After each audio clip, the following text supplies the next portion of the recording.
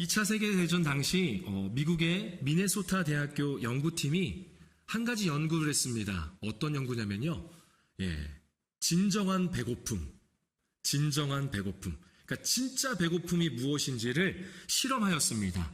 자원한 36명의 건장한 청년들을 대상으로 음식 배급량을 줄이며 변화를 추적하는 실험을 했습니다. 실험 결과 배고픔이 누적된 이들이 세상을 보는 방식이 달라졌다라는 거예요.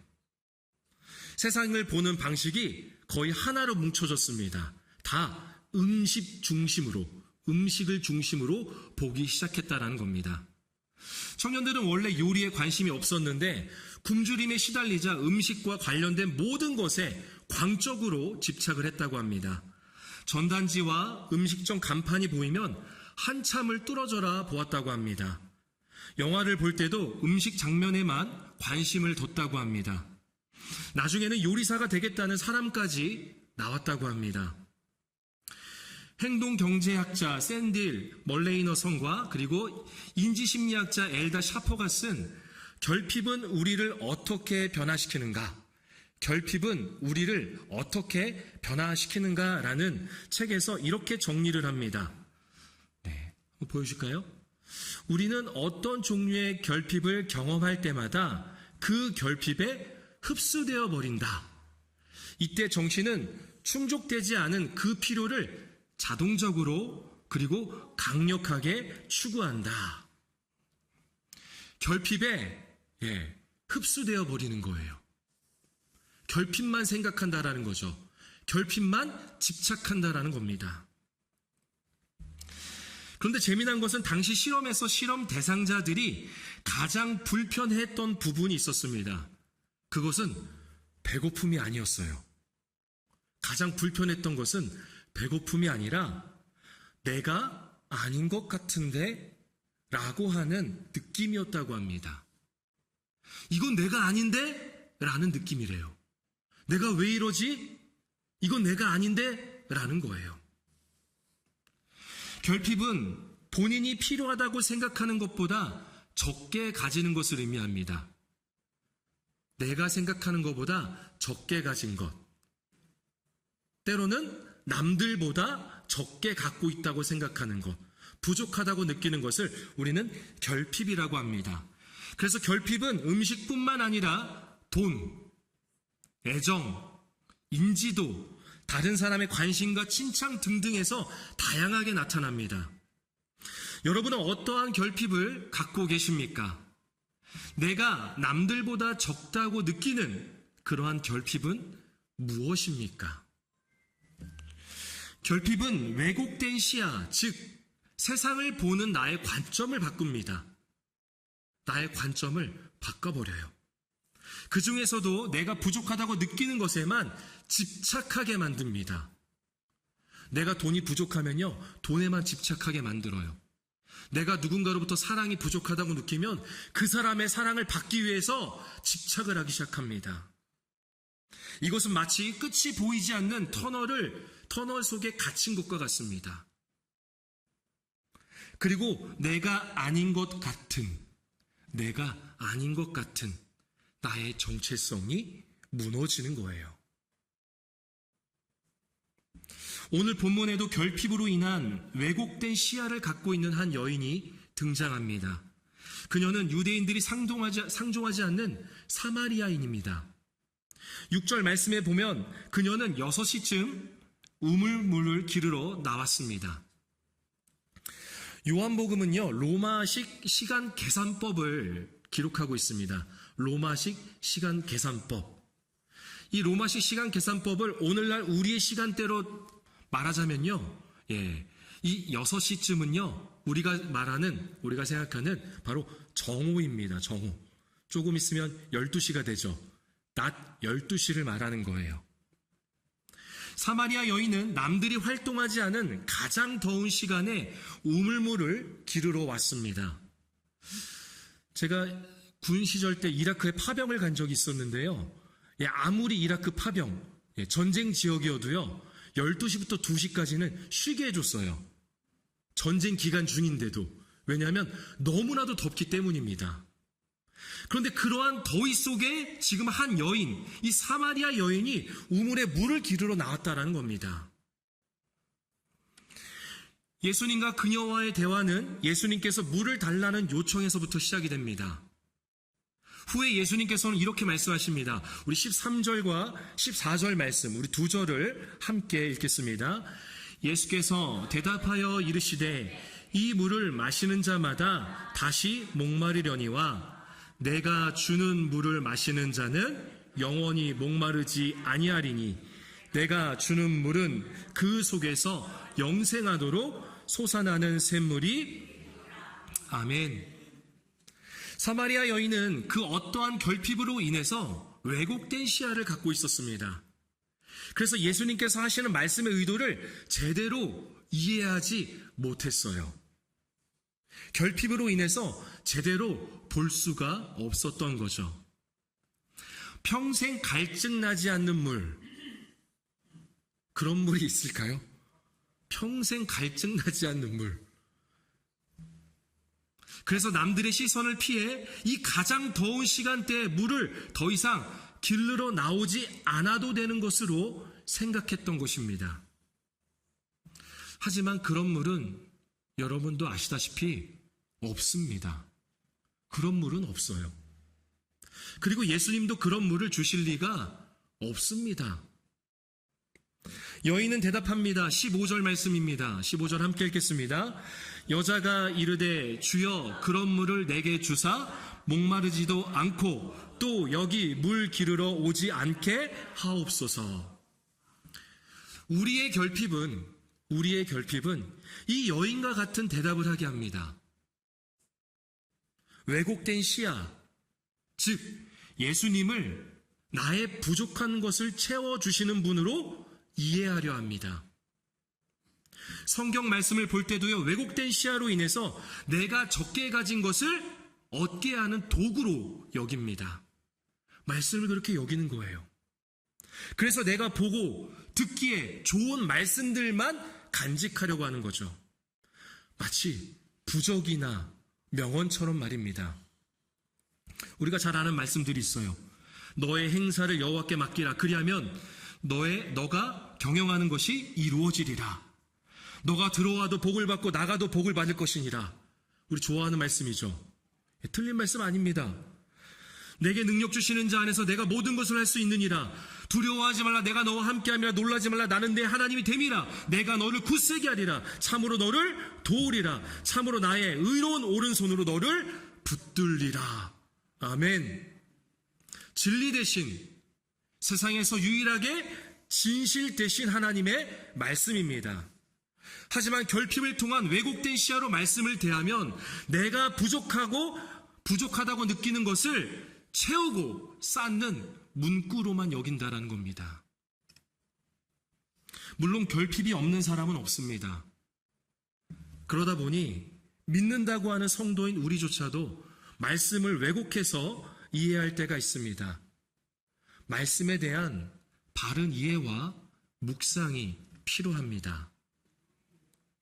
그러려면 먼저 결핍의 원인을 알아야 합니다. 결핍의 원인을 알아야 합니다. 예수님은 사마리아 여인이 그런 물 좀 달라는 요청에 이 여인에게 가장 곤란한 요청을 하십니다. 역으로 요청을 하세요. 근데 이 여인에게 있어서 가장 곤란한 요청을 하세요. 예수님은 그녀의 결핍을 아셨던 것이죠. 예수님께서는 그녀에게 이렇게 말씀하십니다. 내 남편을 불러오라. 너 남편 불러와봐 라는 거예요.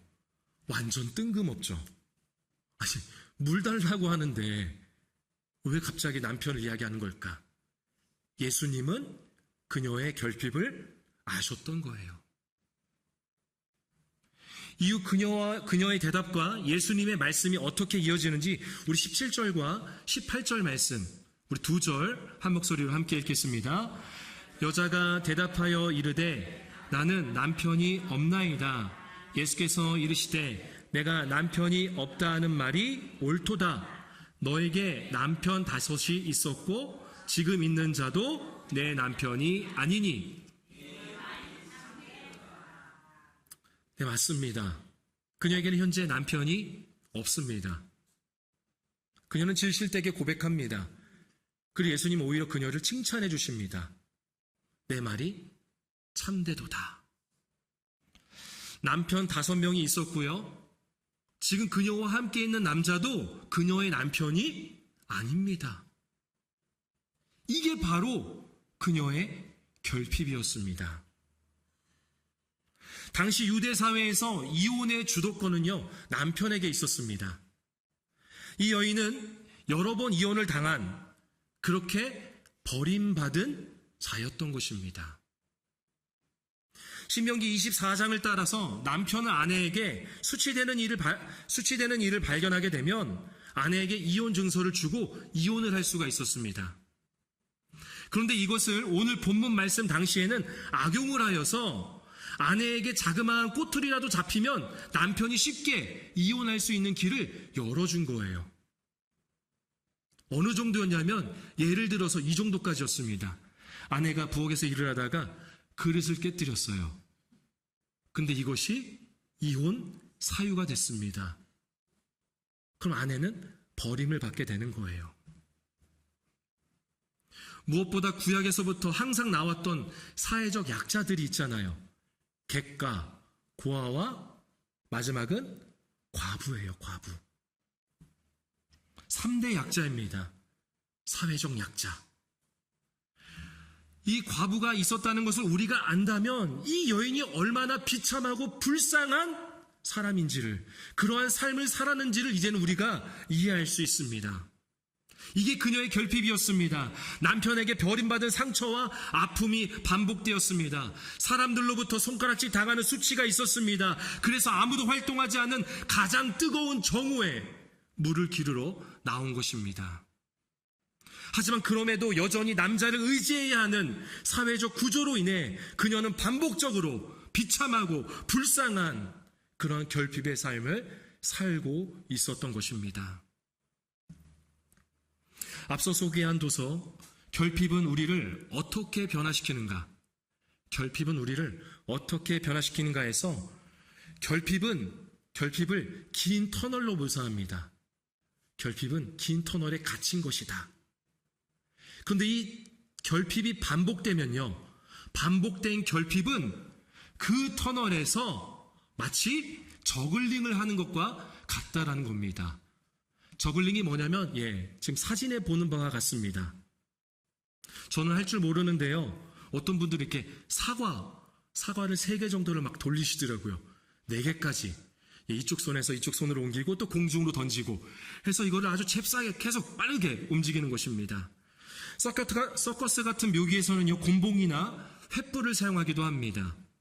물건을 떨어뜨리지 않기 위해서 계속해서 집중해서 던지고 박고를 해야 합니다. 아주 분주하죠. 반복된 결핍은 긴 터널에서 이 저글링을 하는 것과 같다라는 거예요. 결국 결핍은 왜곡된 시야로 인해서 관점을 바꿉니다. 내가 적게 가진 것만 보게 만들죠. 그리고 이 결핍이 반복되면 그 적게 가진 것을 채우기 위해서 내 삶을 잃어버리는 거예요. 아주 분주하게 살아가는데, 정말 정신없게 살아가는데도 불구하고 이룰 수가 없는 거죠. 어쩌면 사마리아 여인에게는 행복한 가정이었을 수도 있습니다. 남편이 바뀔 때마다 이번에는 행복하겠지라는 마음이 있었겠죠. 그녀의 반복된 결핍은 터널 속에서 저글링을 하는 것과 같이 보이지 않는 미래에 대해 그저 열심히 버림받을 때마다 다른 남편을 구하는 것이었습니다. 버림받을수록 더 집착하는 것이죠. 하지만 여러분 기억하시길 바랍니다. 예수님은 그녀의 6번째 남편이 되어주시지 않았습니다. 그녀가 적게 가졌다고 느끼는 결핍, 행복한 가정의 남편을 채워주시지 않았습니다. 왜냐하면 이 세상에서는 결핍을 채울 완벽한 것은 없기 때문입니다. 하나의 결핍이 사라진다면 또 다른 결핍이 생깁니다. 우리의 기도를 보면 알 수 있잖아요. 여러분, 무엇을 기도하십니까? 감사와 만족보다는 요구하는 기도가 더 많지 않습니까? 말씀을 보고 찬양을 부르기보다는 남들보다 적게 갖고 있다라는 것을, 그렇게 느끼는 것을 채우려는 의도와 노력이 더 많지 않습니까? 예수님은 사마리아 여인에게서 더 이상 남들의 시선을 피해 우물물을 길러오지 않아도 되는 영원히 목마르지 않는 물을 주시지 않았습니다. 그렇다고 그녀의 6번째 남편이 되어주시거나 그녀가 생각하는 가정을 이룰 새로운 남편을 선물로 주시지 않았습니다. 그녀 또한 더 이상 남들보다 적게 가졌다고 생각하는 것에 대해서 요구하지 않습니다.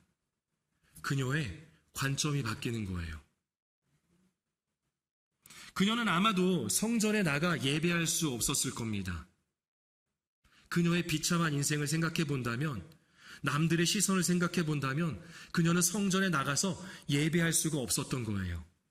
그래서 예배 장소에 대한 질문을 합니다.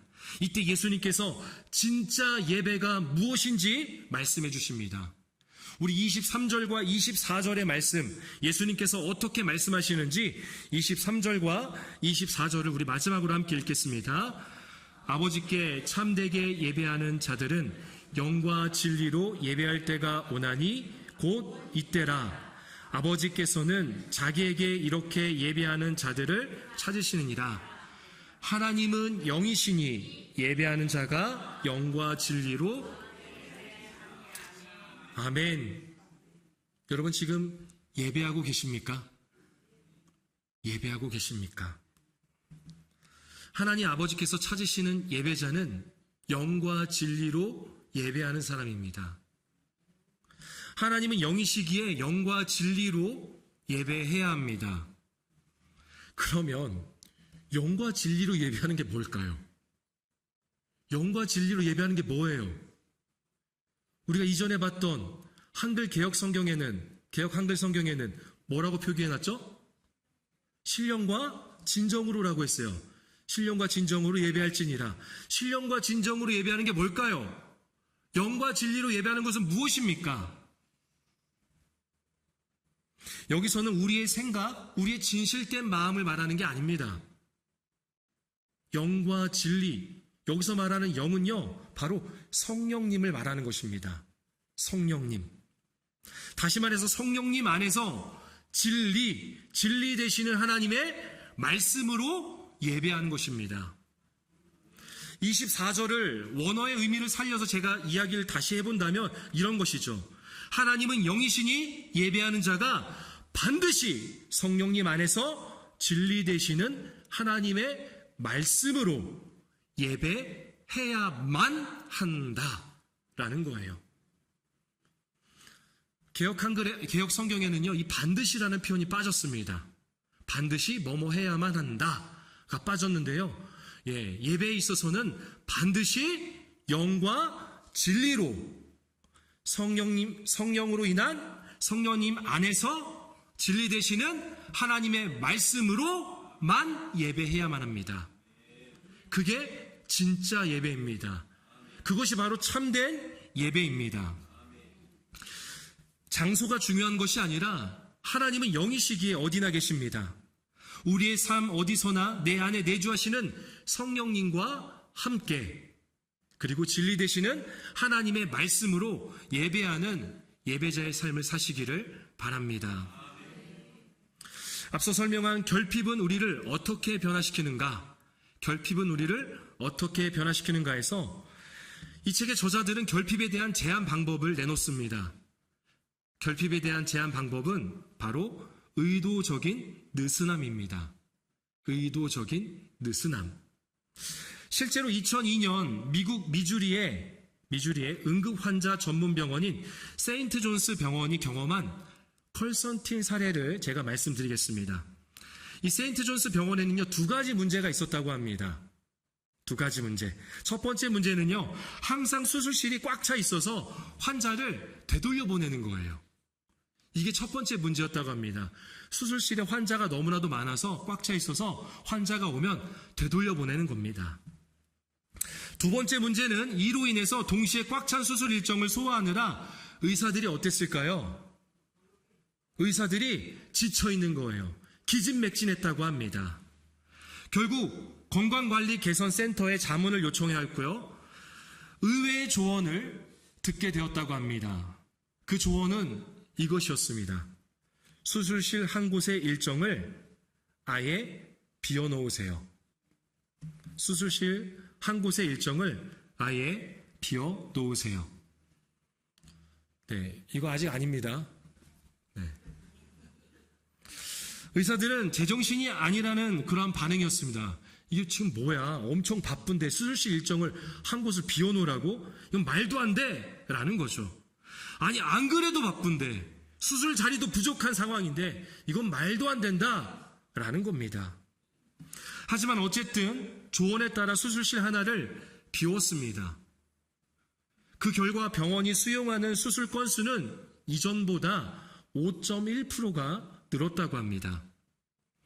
동시에 새벽 3시 이후에 진행하는 수술, 새벽 3시에 진행하는 수술이 좋을까요? 나쁠까요? 예, 힘들죠. 어렵습니다. 이러한 수술 건수는요, 이전보다 45%나 줄었다고 합니다. 이후에 2년간 전체 수술 건수도 해마다 7에서 11%씩 늘었다고 합니다. 그러면서 이렇게 정리를 하는 거예요. 이제 보여주시면 됩니다. 네. 아, 이거 아니죠? 네, 그 전 거 보이실까요? 네, 수술실의 부족으로 나온 표현 있죠? 페이지. 네, 바로 그겁니다. 제가 읽어보겠습니다. 수술실의 부족, 다시 말해서 결핍은 수술 공간의 부족은 아니었다. 다만 긴급 상황에 대처할 능력이 부족했을 뿐이다. 이 병원이 겪었던 수술실 부족은 사실 느슨함의 부족이었다. 많은 조직이 원활하게 돌아가려면 뭐가 필요하다고요? 느슨함이 필요하다는 겁니다. 맞습니다. 맞아요. 여기 계신 모두가 정말 바쁘게 살아가고 계실 겁니다. 정말 결핍을 채우기 위해 터널 안에서 저글링을 하듯이 살아가고 있습니다. 하나라도 놓치면 다른 것이 무너질 것 같아서 늘 분주하고 긴장하면서 살아갑니다. 하지만 여러분, 느슨함이 필요합니다. 느슨함이 필요해요. 일을 하다가도 커피 한 잔의 여유가 있어야 되지 않습니까? 아무리 바빠도 잠깐의 쉼이 필요합니다. 특히 요즘 같은 폭염 속에서는요, 밖에서 일을 할 때 쉼이 있어야 돼요, 없어야 돼요? 있어야 돼요. 하물며 물놀이를 해도요, 물놀이 중간에 쉬는 시간이 있습니다. 예, 쉬는 시간을 정해줘요. 쉬어야 된다고, 물에서 나오라고 그렇게 말을 합니다. 저는 이 느슨함이 매일 우리의 삶 속에 있기를 원합니다. 이 느슨함은 단지 아무것도 없는 시간이 아니라, 그러한 장소가 아니라, 그러한 여백이 아니라 바로 하나님을 예배하는 것입니다. 우리는 무엇보다 우리에게 주신 상황과 환경, 가정과 일터, 사람들과의 모임에서 영이신 하나님을 예배하는 예배자가 되어야 합니다. 내 삶에 왜 계속해서 결핍이 있는 것일까? 그것은 내가 덜 갖고 덜 채워서가 아니라 우리의 영이 은혜를 공급받을 수 있는 예배가 없어서입니다. 말씀과 기도, 찬양이 우리의 삶 가운데 없는 거예요. 그러한 느슨함이 없다라는 겁니다. 결핍을 채우느라 세상의 물결에 휩쓸려서 예배자라는 내 자신의 정체성을 잃어버리고 살아가고 있습니다. 그래서 우리는 느슨함이 필요합니다. 그러한 예배가 필요합니다. 영적인 공급을 받는 예배의 느슨함, 그 쉼이 필요합니다. 교회도 마찬가지입니다. 교회 내 부서와 기관도 마찬가지고요. 오늘 이 자리에 있는 찬양팀, 헌금위원팀, 안내팀, 방송팀도 마찬가지입니다. 예배자가 되어야 합니다. 예배자. 나의 결핍을 채우기 위해서 나를 예배하는 자가 되지 마시고 하나님이 찾으시는 그러한 영과 진리로 예배하는 예배자가 되시길 바랍니다. 그리고 오늘 이 자리에서만이 아니라 하나님은 영이시니 성령님과 함께 진리 되시는 하나님의 말씀으로 언제나 어디서나 예배하는 진짜 예배자가 되시기를 바랍니다. 그럴 때 내가 세상에서 남들보다 덜 가지고 부족한 게 보이는 왜곡의 시야가 아니라 세상이 줄 수도 없고 빼앗을 수도 없는 영원한 생명이 내 안에 있으므로 우리는 만족하며 살아갈 수 있습니다. 할렐루야. 말씀을 정리합니다. 박신일 목사님이 쓰신 은혜가 걸어오다라는 책의 그 일부로 말씀을 정리할까 합니다. 제가 한번 읽어보겠습니다. 예배는 주님 앞에서 멈추어 서는 것입니다. 내가 가고 싶은 곳으로 계속 가는 것이 아닙니다. 우리는 하나님과의 관계에서 사라지고 소멸되는 것이 아니라 그 어느 때보다 더욱 진정한 자신이 됩니다. 우리는 하나님과 서로 사랑하는 삶으로 인도함을 받습니다. 수많은 결핍이 우리의 삶 가운데 있습니다. 그 결핍을 채우느라 세상에서 허덕이며 살아가고 지금 이 자리에서도 그 결핍만을 하나님께 강요하고 있지 않습니까? 물론 우리의 필요를 간구해야 합니다. 그런데 그 전에 우리가 하나님이 찾으시는 참된 예배자가 되기를 소망합니다. 의도적으로 느슨함을 갖듯이 주님 앞에서 멈춰서야 합니다.